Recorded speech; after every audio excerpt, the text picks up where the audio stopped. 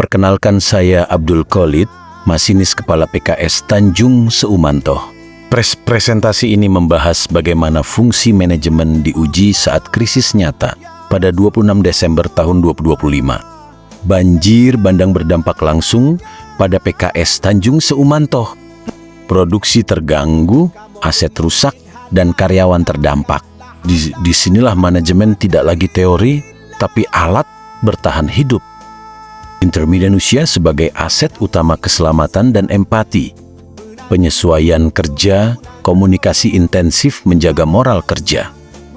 Fungsi pertama yang diuji adalah manajemen sumber daya manusia dalam kondisi pasca banjir.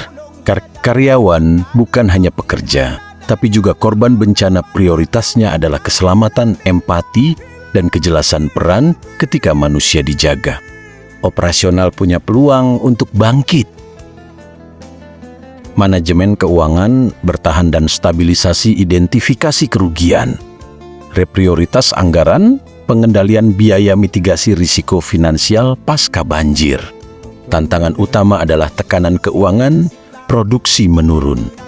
Biaya darurat meningkat, manajemen keuangan berperan dalam menentukan prioritas mana yang harus dibiayai sekarang dan mana yang bisa ditunda. Tujuannya bukan untung, tapi menjaga keberlangsungan. Manajemen operasional fokus adaptasi proses kerja pemulihan bertahap, SOP darurat. Penyesuaian jadwal dan sinergi lintas unit operasional pasca bencana tidak berjalan dalam kondisi normal, banyak keterbatasan fasilitas dan bahan baku. Karena itu, dibutuhkan penyesuaian SOP, jadwal produksi, dan kerjasama kebun, pabrik, serta logistik operasional yang adaptif menjadi kunci pemulihan. Operation Research Focus. Keputusan berbasis data prioritas perbaikan, optimasi kapasitas analisis skenario efisiensi sumber daya dalam kondisi sumber daya terbatas. Keputusan tidak bisa berdasarkan intuisi saja. Operation Research membantu menentukan prioritas. Perbaikan mana yang paling berdampak, kapasitas produksi yang paling efisien.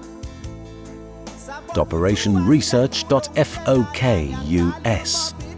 Keputusan berbasis data prioritas perbaikan, optimasi kapasitas analisis skenario efisiensi sumber daya dalam kondisi sumber daya terbatas.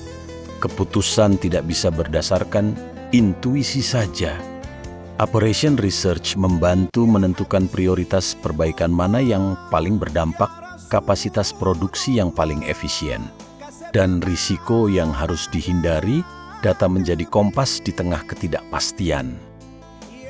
Integrasi manajemen fungsional sumber daya manusia operasional, keuangan keberlanjutan operasional, produksi.